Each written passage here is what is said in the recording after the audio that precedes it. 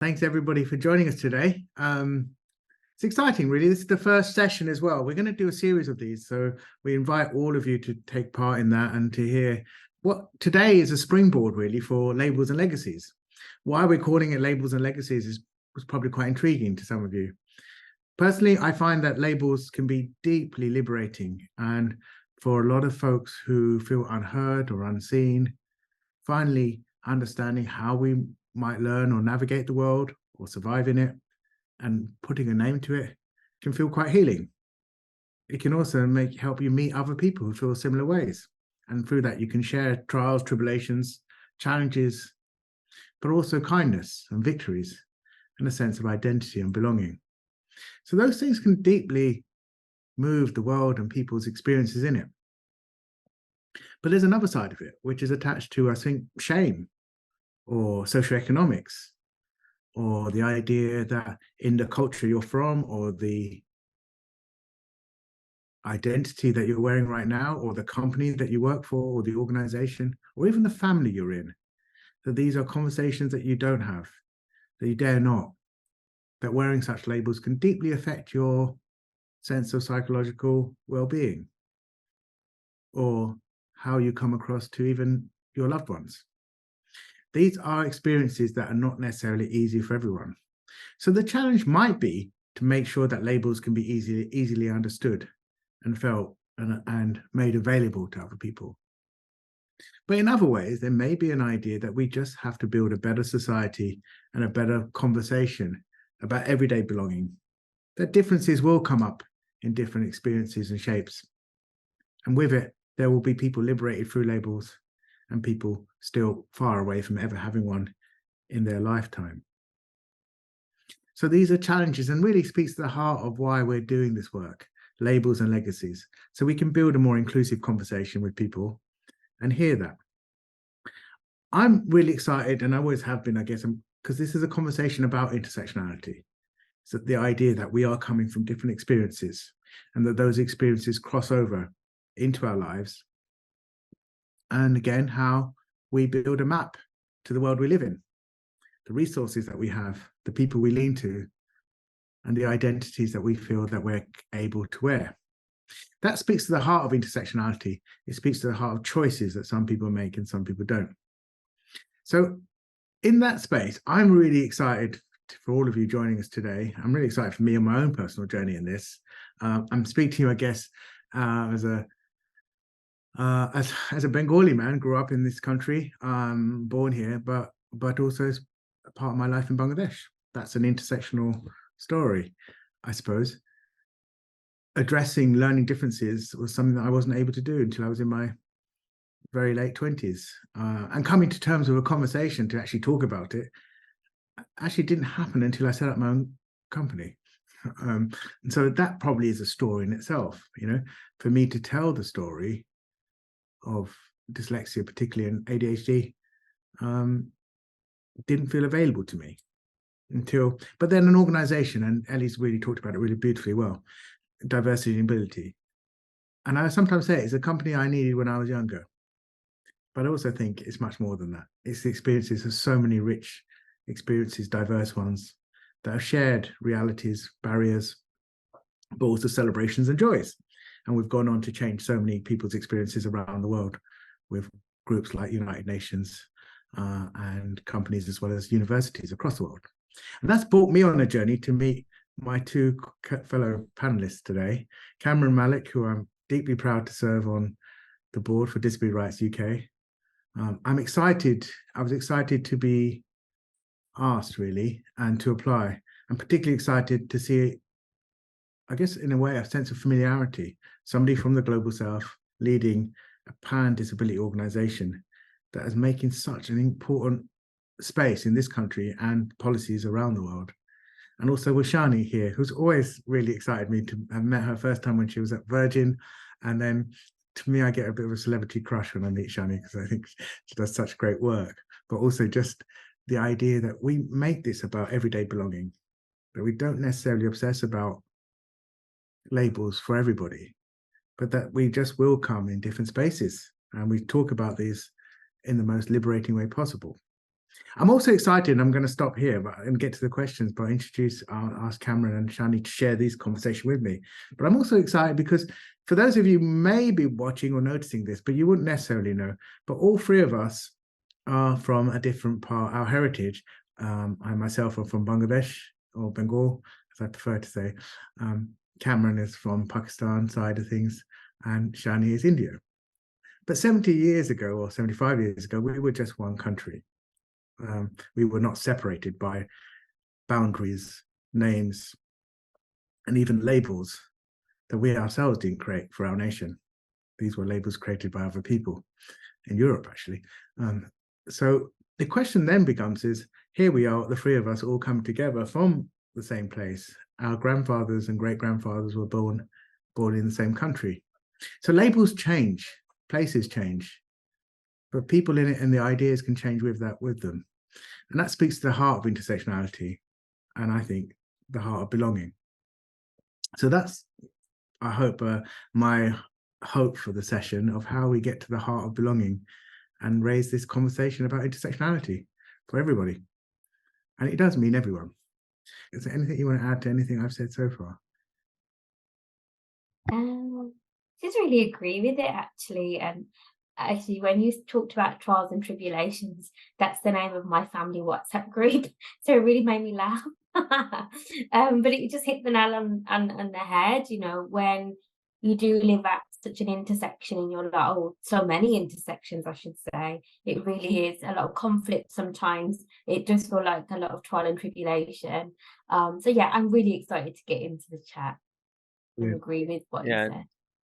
Absolutely, and just kind of second everything Atif you've said. It was said beautifully, as you always speak so well, and articulate really, and articulating quite complex, nuanced issues is always quite challenging, isn't it? And actually, as you were speaking and in the lead up to today, I kind of just reflected on myself really to say, who am I, and how do I identify myself? And actually, suddenly, you know, I realized my heritage is Pakistan. I was actually born in Pakistan. So in a way, I'm an immigrant into the UK and I'm part of that label. And day to day, I don't really associate it with that. But when I really think about it, my parents were immigrants. We came here because I needed healthcare. That was the reason, because to try and improve life for his family, for my dad and my parents' family. And I've often wondered, will I ever truly belong here? Will I ever feel a sense of true belonging? And how often I'm reminded that I don't belong in different ways. And the labels are often what's used. And I've had conversations with, you know, my wife, who's British, English, a white woman. And I often say to her, I don't know if I am British. And she will say, oh, well, you know, you're as English as the next white man because of the things I've adopted in my life. But actually, my kind of history is about immigration and how we came here and how we were seen, and that has left a long-term impact on how I respond to situations today, although they happened many years ago. So this is a really important, interesting, and valuable conversation. So thank you for kind of creating the space. Thank you, Kamran. It's the sincerity. I think we'll launch into this. I feel the flow of it. Is that, yeah, I also agree. And I was born here, but I've always felt I never could say I was British because of just reading history. And British history wasn't kind to my folks, you know, or any of you or yours either. And so, but then there was something about the space of, where am I? What are we then? And then, are we English? I guess so, because we're born here. So I've never really understood, and I think that we're almost too foreign for here at times, but we're too foreign to go back there, and so we're kind of too foreign to be anywhere until we decide that actually it's values and people and love and kindness. That's where we belong. You know? That's why I set up the Asian Woman Festival, because I was living in Birmingham at the time and I was trying to find like-minded South Asian women, because as you touched upon in the intro, Atif, there are just some things that families still don't talk about. There are still so many taboo topics. I come from a really conservative family, quite a strict, devout Sikh traditional family, and I'm just like the complete opposite. So yeah, I would say, you know, I've had some really challenging conversations. There's been a lot of expectation. There has been a lot of pressure, and I've really had to fight for my own independence and find my own way in life. But coming back to the festival, I couldn't find a place to go and meet like-minded people like me, and to connect with my community. The only events that I could find were events to book your wedding venue or to buy a new sari, and I'm not interested in either of those things. And then it got me thinking more about, well, is that all we value South Asian women for, is your ability to get married and have kids? And you know, we know these things are really intrinsic to South Asian culture.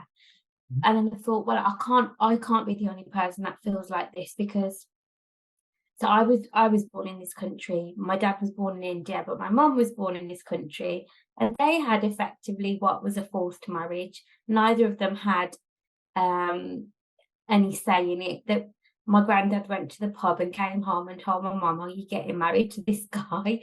Though, you know, that's how her marriage was arranged. And so it's safe to say that they have nothing in common. They're still married. I don't know how they've made it work.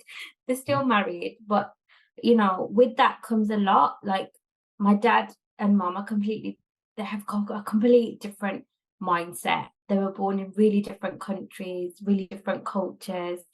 And I've had to do a lot of education in the home. However, that also brings me another source of conflict, because I feel like it's a big privilege for me to be born in the UK and to have British citizenship. Because if I was born in India, I wouldn't have had the access to the same healthcare, the infrastructure. I would not be living the life that I live now. So even though the way in which South Asian people came to be in this country is largely because of colonialism, which isn't cool, I also benefit from that, and that really messes with my head a lot. So yeah, I'll just leave that there.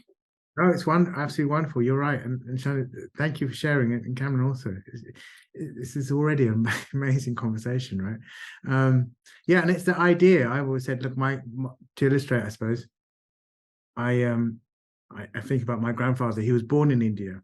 He lived in East Pakistan, and he died in Bangladesh. But he never moved, you know. And so the idea is that he didn't cross the border crossed him, and he's not alone. There's millions of that. So then we find a world, you know, that seeks belonging, and it is an intersectional question in itself to what is it and who are you. So I guess I'll fire away with some of these questions and to think about these labels and experiences and try to see how we do it. So I guess if I go to you, Cameron, first, I said, what does intersectionality mean to you? Could you ask that again? I didn't quite catch. Yeah, sure. So the first question is really, so we were just touching on, all you missed was just us talking about diaspora really and where we belong. And I think the legacy of colonialism, you know, I think it's something that will resonate to a lot of folks, whether we're migrants or not, or whether we're just born different. But your map to the world is very much defined, I think, in your childhood, you know, and in that space where you feel welcomed, where you don't, it's pretty much where your identity feels formed. So I guess I was asking a question, not necessarily attached to that, but it's a question of intersectionality itself and what it means to you. Sure. And I guess, you know, in terms of if we're trying to define what is intersectionality, that question, I guess it's the concept of intersectionality, if I can say the word, describes the way in which, you know, systems of inequality that are based on gender, race, disability, sexual orientation, class, and other forms of kind of discriminations intersect. They combine within you to kind of create that unique set of dynamics and effects that exclude, discriminate, separate people. And, you know, an example with the people here, me as a disabled Muslim Asian man, the kind of intersects of being Asian, Muslim, and disabled person experience inequalities separately, but actually I experience them all together. Right. And it's actually quite hard to sometimes pull out whether it was because I'm disabled, or whether it's because I'm Asian, or whether it's because of my, I guess, religious background and beliefs and things. So that's how I see intersectionality. And growing up, I guess I didn't really recognize that the inequality I was experiencing was often informed by that, and the kind of the history of being in the UK and the UK's history, and I guess world history as well, but how that was informing the experiences that I was having. Right. It was not until later that I recognized that's what was going on. And I think I said at the beginning, at the outset, I'm reminded on quite a fairly regular basis that I'm not British, white, English, whatever. The most recent one that sticks in my mind now, it's a few years ago, but the day after the Brexit vote happened, I was pushing up a street in London. I'd come out of hospital. I was going over to my car, and a group of white men in suits outside a pub stopped me and said, I thought we'd voted you all out. And that was based, I think, on my colour, but it was completely misinformed, because Brexit was about leaving Europe. And I didn't come from Europe. I came from, Pakistan, as you said earlier. But it's interesting, people pick up on that bit about you, that bit of your identity, and use it almost to kind of weaponize it against you as a sense of perceived weakness in that person. So for me, that's the intersectional identities that we all have. And another example was my mum. My mum, she's an 81-year-old woman, volunteers in the British Heart Foundation shop in where she lives. And 2 years ago, just before the pandemic, a customer came in and said, I don't want to be served by her, and would be refused to be served by her because she was an Asian woman. So this plays out every day in our societies, and we're reminded of it constantly, I think. And it kind of, and I also think about it when I'm filling in something as mundane as a form, where it's asking yourself to put yourself in some boxes. Are you Asian, British? Are you this? Are you that? And you think, where do I put myself? You were saying earlier, you kind of don't fit in any box because you don't feel you have the true sense of belonging here. But if I go back to Pakistan, I don't really belong there because I'm so removed from the culture.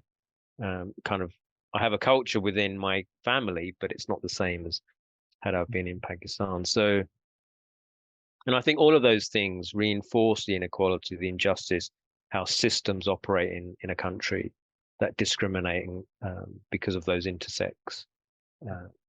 I'm currently involved in, the COVID inquiry as a core participant, and the intersectional aspects of how the outcomes were worse for people with multiple intersects have been laid to bear. And what's behind that is how systems, institutions, governments support, identify, work with those groups. Yeah, absolutely. I just want to take a second to say really thank you for sharing, and that was profound, as it would be. I mean, I consider you one of my greatest friends, but also one of the most understated people I have ever met.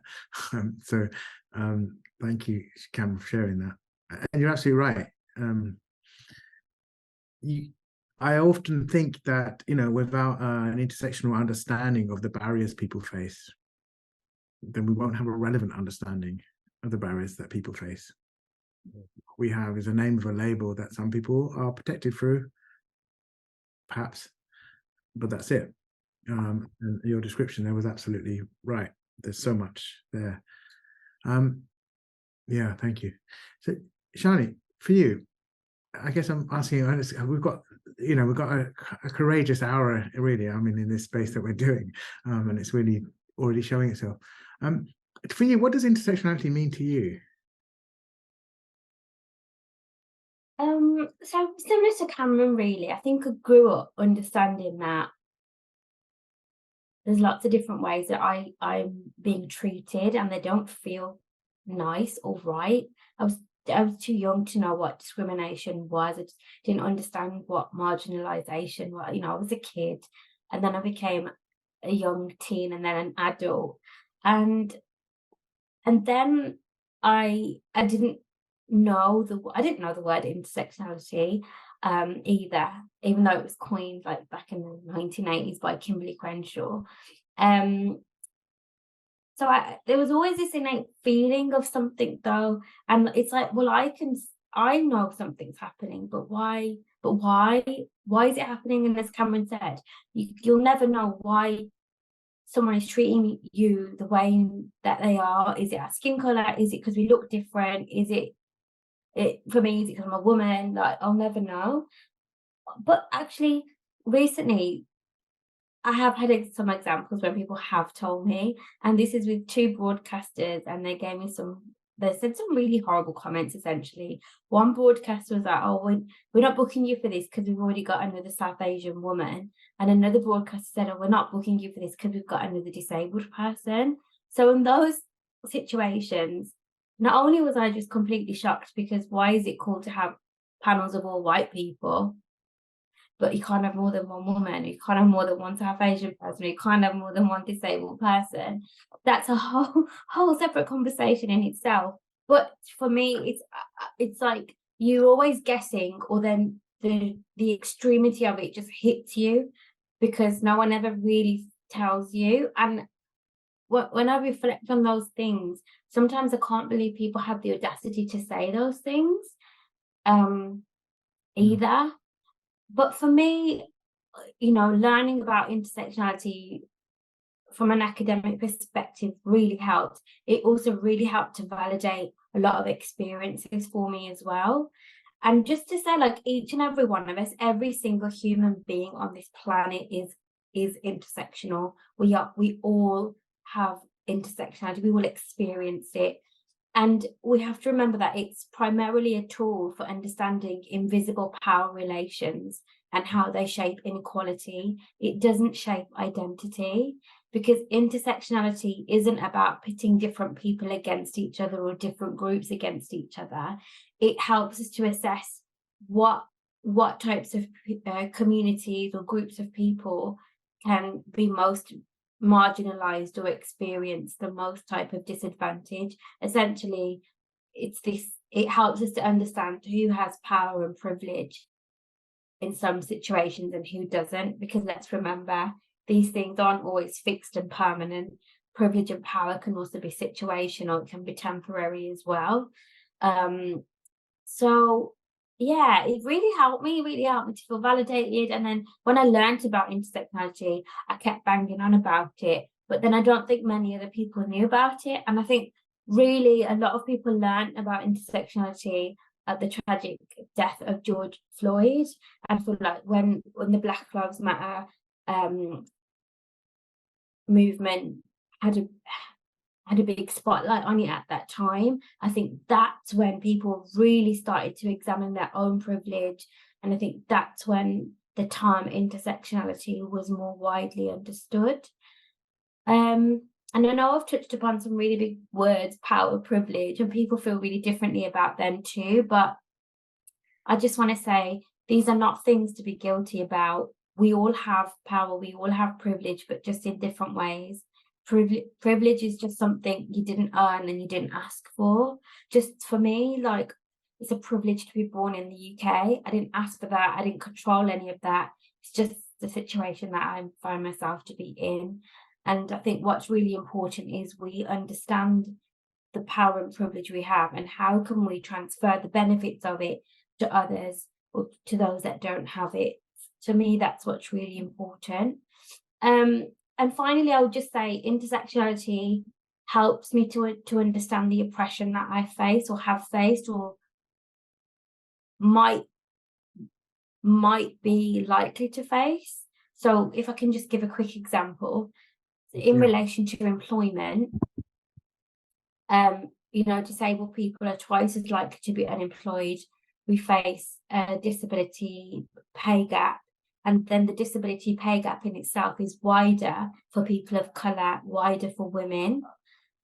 And then as a person of colour, I think I'm 3 times as likely to be unemployed and may face an ethnicity pay gap. And then as a woman, I face gender pay gap, less likely to progress as high as my male counterparts. So very quickly, we can see how intersectionality can help us assess the different types of disadvantage that I may face. And I also want to emphasize that this is may. It's not a given that just because you are these different identities, this is going to happen to you, but it can help you understand some of what you might be up against. Shani, thank you. Again, the profound sharing there. It doesn't come easy. It's there's a lot of emotional labor. I'm just grateful that you've shared that with me and in such an intimate, but also with everyone listening here. Both of you, really. So you've touched on the workplace, Shani, as well. So I'm going to ask you about that. And you've rightly said I share similar thoughts on that. The idea that anti-racism and intersectionality really took a vehicle, I suppose, or a charge after George Floyd's murder. And perhaps, Kimberly Crenshaw, as you rightly said, came out with something in 1988 as a terminology.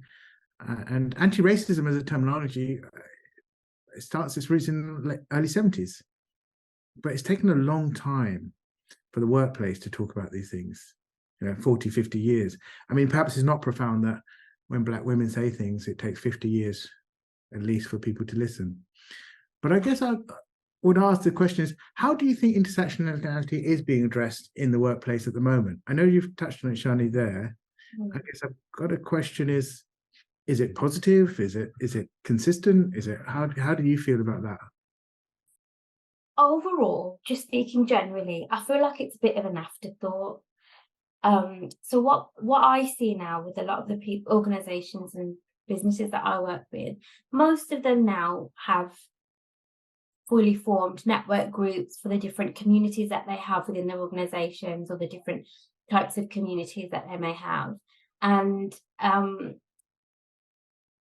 people work quite in silos. It's very, very rare I will find an organization that will work in an intersectional way between the groups, the network groups, or the communities. So that's quite a rare example. I have seen it happen, and I love it when it happens, and I really encourage that, because I truly believe. So when we talk about inclusion, we're talking about being really intentional. You can't just want to be inclusive and then you are. It doesn't just magically happen. It takes a lot of intention. And then if you want to be truly inclusive, you have to be intersectional in your approach. So you know what I say to people? I say, if your inclusion isn't intersectional, then why are you bothering? Like, why are you bothering? Because all that's going to happen is you're letting the most marginalized people, the most disadvantaged people, you're still letting them down. You're still letting them fall through the cracks. So all your inclusion effort is doing is helping the most privileged within that group. Yeah. And what was the point? So that I'm you know me, I'm very unapologetic. I'm very, very straight talking.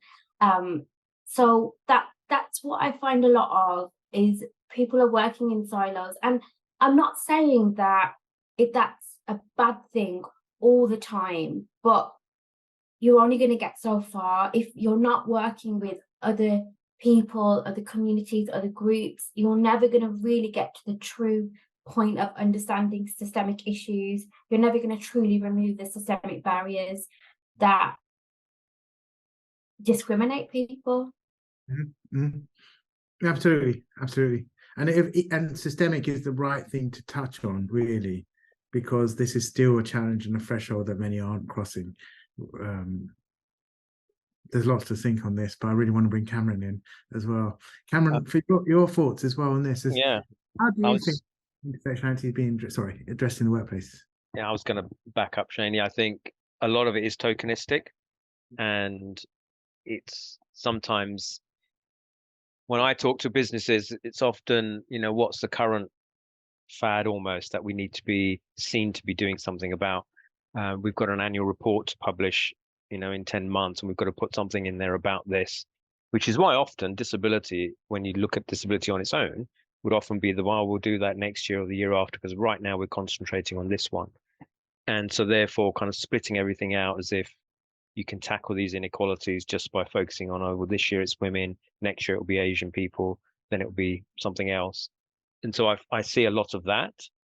And ultimately, kind of intersectional justice, if you like. Ultimately, it's about a fair and kind of equal distribution of wealth, opportunities, political power within our society, rights. Yeah. And you only have to look at, if we're talking about businesses in the sense, let's say private sector businesses, you only have to look at who's in positions of power in those businesses.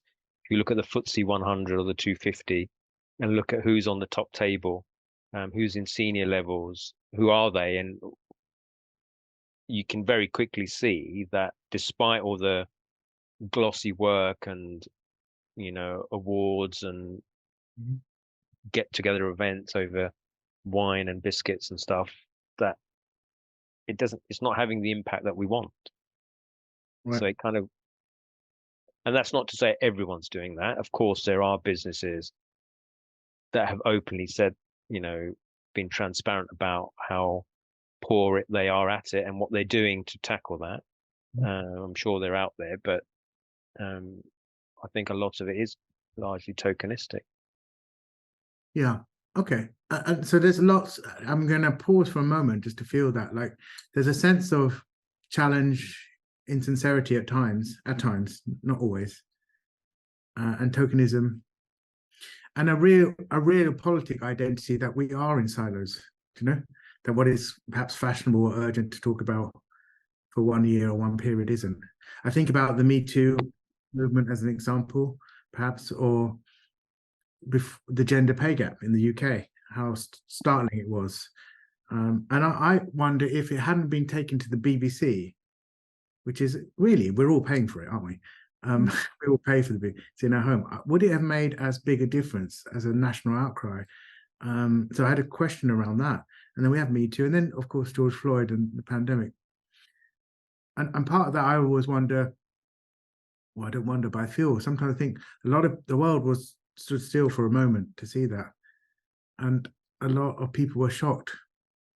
But in truth, and I could be wrong, but I feel that a lot of white people were shocked, but a lot of Black people were hurt.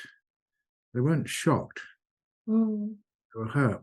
Because this is not the first time a Black person's killed by a police officer or even, and such and such. So what we see is a reaction to that, and the speed of that reaction. If that reaction is saying, right, we're committed to anti-racism in 2020, perhaps hopefully 21, 22, 23, hopefully. The question is always, well, why not 2012? Why not 1987? And so the same applies to gender pay or disability, I suppose, as a conversation, because we will have a Black woman who's in a wheelchair or not, but wants to be paid equally, who also cares about climate change and such and such. So I guess a question I have is how, and I think I've got a sense of where you're both coming up, but how should intersectionality be addressed in the workplace and beyond? I think it needs to be paramount to everything. Like, it should be at the heart of everything. It should be at the heart of every decision that is made. Like, whether you're designing a new product, you're rolling out a service, you're making a business decision, you're making a decision that's going to affect your employees or your customers or whatever. Like, it should be at the heart, because at the end of the day, it's humans that are working in your business, and it's humans that you are serving, or the reason that your business exists might be to solve a challenge for humans or to sell something to humans. So we have to remember that that's the heart of everything, and that's what people forget. And then what happens is people get unconscious bias training for 1 hour, and we know that does nothing really. But what checks and balances do people have to disrupt their bias in everything that they're doing? What checks and balances do people have to disrupt their bias when they are making huge decisions that are going to impact so many people? So just very quickly, last year, I added up all of my unavoidable extra costs that I face because I live in an inaccessible city called London. It came to over £13,000. Okay, well, It doesn't have to be that way. so it costs you £13,000 a year as a As a disabled person to exist in the city that I live in. So I first have to earn enough to offset that, then to pay my bills, then to have some semblance of a social life and have do fun things or have disposable income, which, by the way, disabled people have 44% less disposable income than non-disabled people. But, you know, all of those unavoidable extra costs, they're because someone didn't think of an accessible solution. I'm talking about really basic things like clothes. There are more clothes designed for dogs than disabled people. I'm talking about accessing public transport. I can't go to the tube station and ring my doctor. Like, what are they going to do? This is the responsibility of people that design that infrastructure, people that spend money on public services. So these are all, what I'm trying to say is, they are unavoidable to me, but they're avoidable for decision makers. It's because they didn't think about everyone. They didn't think about the whole range of human diversity that exists. So yeah, my quick answer to that is you've got to think about people as humans and not just numbers, not just as metrics, not just what's the majority and what does the majority need. Yep. Because often who people think the majority is they're actually not. And what I learned in lockdown and COVID is nothing changes until the changes seem to benefit the majority, i.e. working from home. Yeah. I'm going to stop and let Kamran come in now. No, that was brilliant there.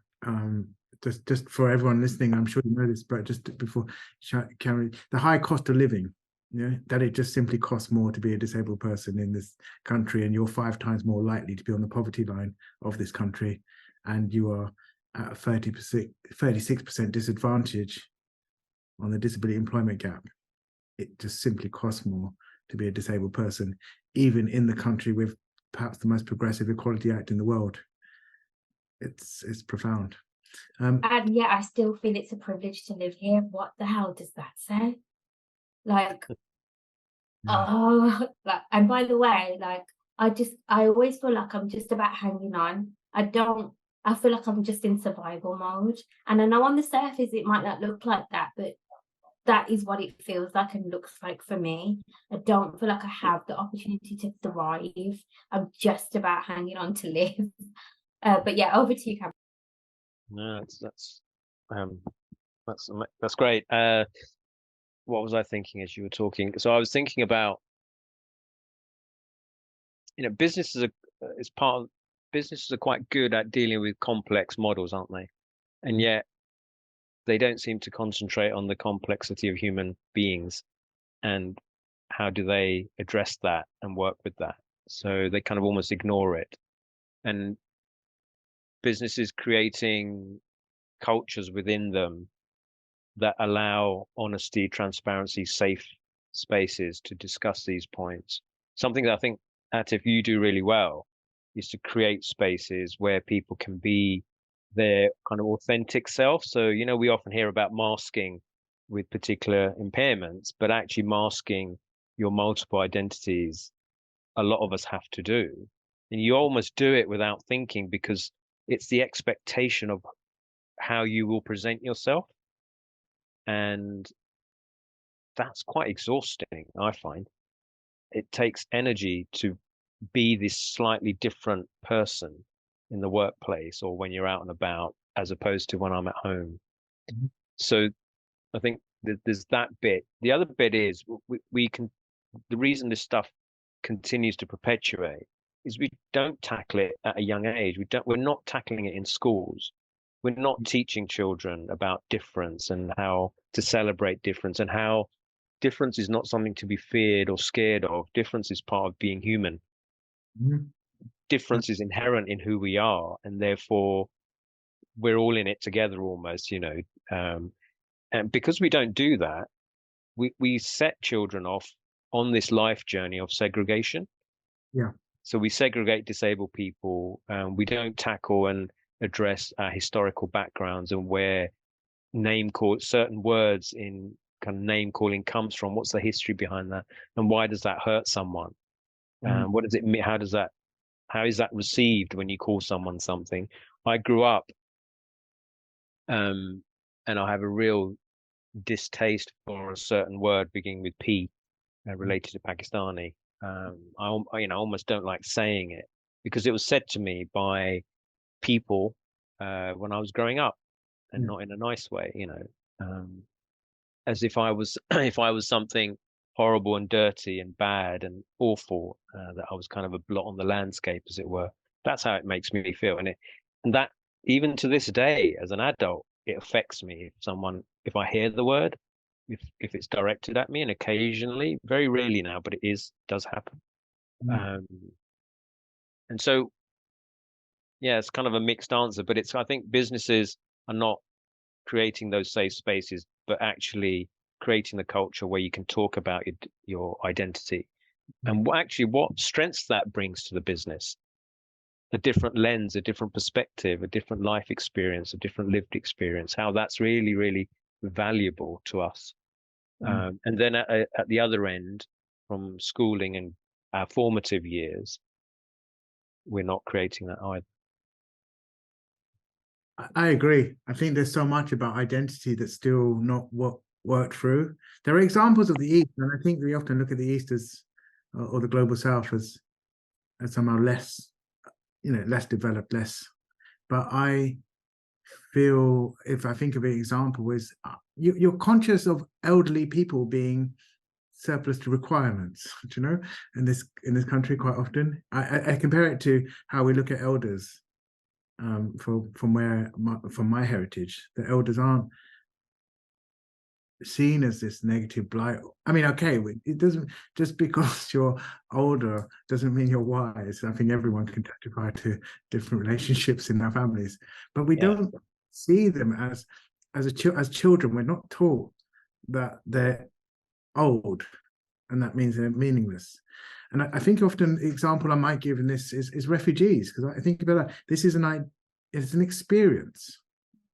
It's not an identity, but we've made it an identity, and children have made it an identity, similar to being migrants. At what point, Kamran, did you stop being the immigrant? What point did my dad or Shani's dad, we never got the letter, and so you don't really know where you are in that sense. But we are, if I think about the experience, to say this is an experience, it's not an idea. It speaks to the social model that we stay. Can I just come in on that point that you just said? When do you stop being an immigrant? Yeah. A very recent example. So my dad is 82. Came here in his 30s, I think, in the early 30s. I think to this day, he still feels an immigrant. For him, I think it's never ended, and it's picked up in things. So because he sees me being involved in things like the COVID inquiry and going in front of people like that and lawyers and others, there's things he said to me that I found quite amazing. He said about, be careful what you do and say, because what he sees is that the government is almost looking for people to get rid of, as in get out of the country. My granddad used to say the exact same thing. Yeah, and he said to me just recently, be careful, because it's quite easy for them to take away your passport and your nationality, and then where will you go? No, I know. And so I think you almost never, in the current climate and the way things are structured, you are always in that position of vulnerability created by that situation. The fact that my dad at 82, he's got Parkinson's now, and he's still worrying about those things. He's lived his life. He's never been in trouble with the law. He's paid his taxes, all of that stuff. He owns his house.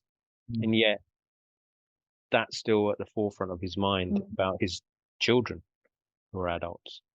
You know when my granddad used to say that, I used to be like, don't be silly. It's like, no, they'll never do that. You know, I'm born here. Where are they going to send me to? But no, I'm not going to say it keeps me up at night, but it is more of a worry. I used to just laugh it off before, especially when they brought in is it called the Borders Bill or something like that? I can't remember what it's called now.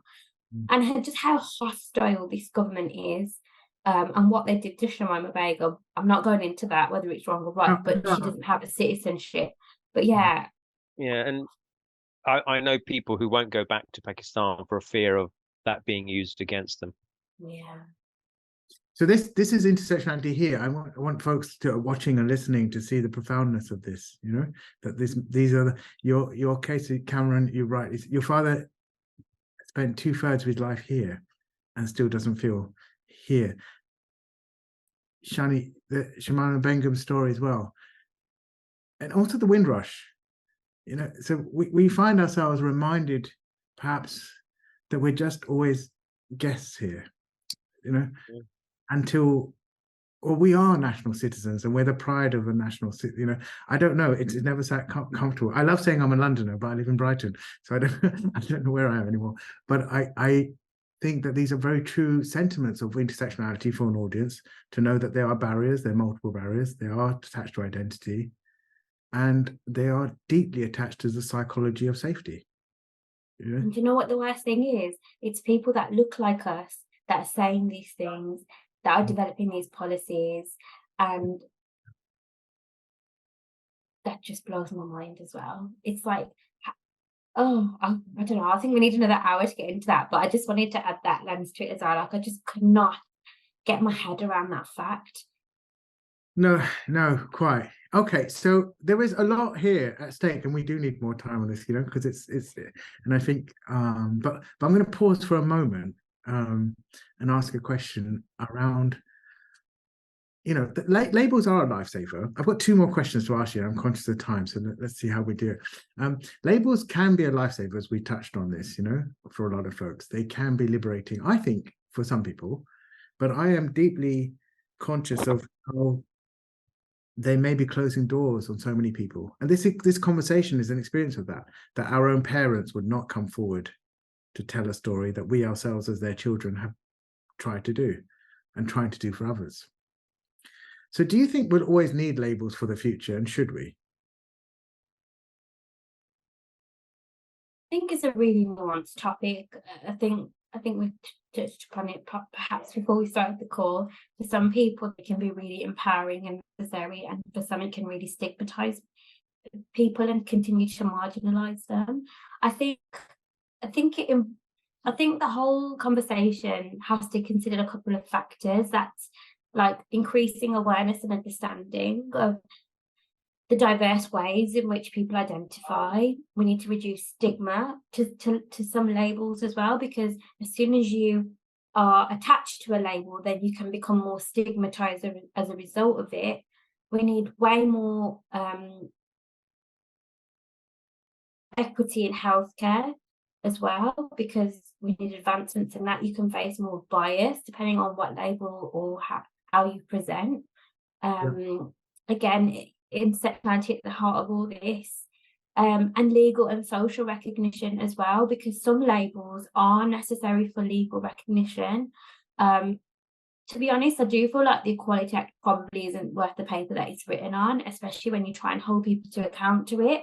However, still something. So yeah, I just think it's a really nuanced thing. But what do you think, Kamran? Kind of mixed on this, because we said earlier that something about a label is also your identity, and therefore connects you to a community or other groups of people, and allows you almost like it's your kind of passport into that community as you identify as that. I don't know. There's something about ownership of a label. So, you know, disabled people, we talk about owning that narrative about who we are and as disabled people. But ultimately, as a society, I'd love to imagine a world where there's equitable access to kind of opportunity, choice, and living an independent life in control of your choices. without the kind of barriers and inequality we have touched on earlier. So arriving at a point where the labels don't get you access to things, you have access to things because you're a human being and because you belong in that part of the world, or in the world, or in the city. Yeah, and it's I think it's a bit of a journey, isn't it, we're on, and we're kind of learning as we go along. And I think mistakes will be made inevitably, but then out of those things often come true answers of how we want to be. And it is about personal choice. You know, do I stop saying I'm a disabled person? Day to day, I don't really think like that. I don't think of myself as a disabled person. I'm just me. You know, I don't make a point of telling people. With me as a wheelchair user, it's blatantly obvious when they see me. But interestingly, online, in Zoom, in the world of COVID, people didn't know. And I wouldn't make a point of telling people. It was only when they saw me, you'd see their reaction to say, oh, you know, you're not as tall as I thought you'd be. That's because I'm sitting down, you know, all the time. But so I think it's a really complex journey we're on about labels and where they serve a purpose and where they don't. And ultimately, for me, I don't want labels to be the thing that allow you access to the world and to all the things we've talked about. And at the moment, you know, children, again, disabled children will get labeled as SEN. And I think that sometimes has hugely negative connotations from the institutions, who then it's supposed to be almost like a passport to getting additional support, but it has the danger of becoming a negativity in someone's life. So yeah, it doesn't really answer your question, Atif, sorry. It's okay. There's no wrong way of answering or writing. It's perfect. So again, I'm really going to close, I think, on something that has been really a powerful hour. I mean, it's been profound, really. I'm sure do put in things in the chat, folks, if you are listening, and what it feels to you. I know there's been quite active writing on there. I suppose I want to ask is, because for me, I suppose if I said that this isn't just about intersectionality, it's about an intergenerational challenge, you know, as well as an intersectional one. I hope this work and this conversation is part of something that children see as young adults, to say that there were people trying to address silos, there were people trying to address the reality checks, and look what's happened in the world we live in. I don't know if that's going to be an actuality, but I think it's my purpose to accept that it's an intergenerational challenge and to keep that as real as possible. But I wondered, what I dig deep into to keep that going is mostly the kindness of strangers and my own team itself, and the way they talk about the work and how they love some of the things that we do, even when I don't have the energy to. That gives me a lot of hope. I want to ask you a question: is what gives you hope? What keeps you hopeful? Kamran, I'll start with you, if I may. Some of what you've just said, Atif, so the people that we have in our organization, Disability Rights UK, the shared sense of value and purpose, and the world that we are working towards. I'm very fortunate to have some just, well, an amazing group of individuals who are just so passionate about bringing about the change. And I feel very privileged of that. And then just knowing people and working with people like yourselves, Atif, Shani, and many others that I engage with on a daily basis, I get a sense of kind of hope from that there are just such amazing people, and that working together, we are a force for good. And there's a sense of shared kindness among that group of people. And you know, I don't know everybody in the audience, but I would put those people in that group of people who care passionately about these topics and want to see change for good. I get hope from that. And that the sense of solidarity and working together towards these ultimate outcomes that we're trying to achieve, and that crosses all the kind of intersectional aspects we've talked about. It's not isolated to any one particular set of intersects. So I get hope from that. And you know, I've been in my career of disability rights and justice pretty much from a young age, from 25 years of age. and that's why I got into it, and that's why I've stayed in it, and that's why I love the work that we do. It is difficult, it is challenging. We have to remind ourselves that we're also living it, the very oppression that we're trying to change. And so, and then I think some of these things move slowly, but when you look back on your life, you can see some changes that you think, well, that happened, that was a good thing.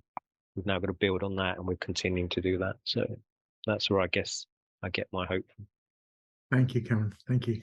I'm glad to be part of this wonderful TRUK team, I must say. Shani, as well, for you, what keeps you hopeful?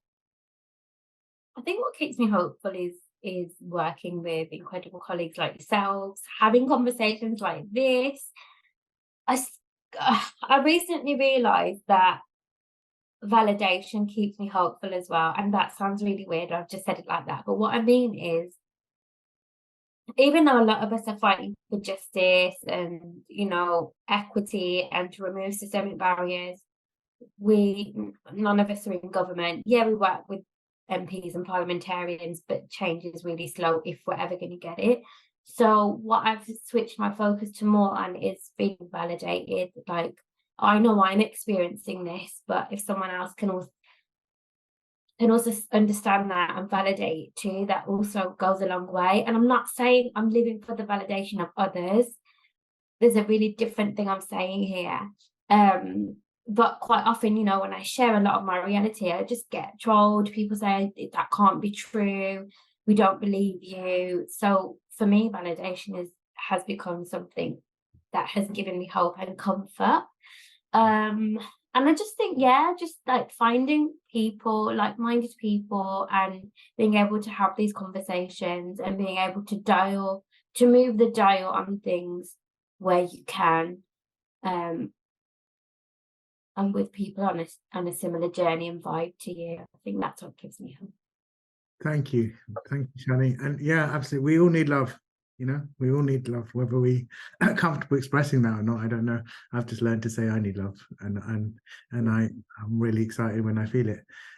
This has been a loving session. I honestly, I couldn't have hoped for a better session. It's the first one. I know we've gone over, so I'm going to hand over to Ellie. But really, deep gratitude for me personally, for everyone watching today and being part of this, and Kamran and Shani, all yours. Ellie, over to you. Thank you so much. Yeah, so thank you to the three of you for sharing your thoughts, knowledge and stories today. As Atif said as well, I want to thank everyone that shared in the chat too. I think it's pretty rare and really impactful to see that level of conversation and vulnerability in a chat on Zoom. So very grateful to everyone for really taking that on and taking on the space so sincerely. So with that final question, thank you for sharing what keeps you hopeful. Please feel free to continue that conversation by sharing what keeps you hopeful on social media. You can use our hashtag Labels and Legacies to do that as well. As a reminder, this is the first panel in a series that will be taking place every month. So make sure that you book your space for our next panel, which is called What is an Intersectionally Feminist Workplace? That will be held on Wednesday, the 18th of October from 1 to 2 p.m. And we've got some really exciting potential guests lined up for that one too. Shani also has a free newsletter where you can hear more from her. I know I'm going to be subscribing to that straight away, and I believe that she'll be adding a link to the chat so you can do the same, and we'll send around a follow-up email at the end too. If you want to delve deeper into the conversations of today, remember that Diversity and Ability provide training and consultancy packages for organisations of all sizes. So whether you're looking to embed that intersectional inclusion in your recruitment processes or expand your team's confidence and knowledge of intersectionality, we'd love to talk. So that's it from me. Thank you again to everyone for contributing. The recording will finish and we'll get that uploaded, and we'll be able to share that in the future as well, so you can continue the conversation. And we'll see you for the next panel. Thank you. Thank you, everybody. Thanks all. Bye.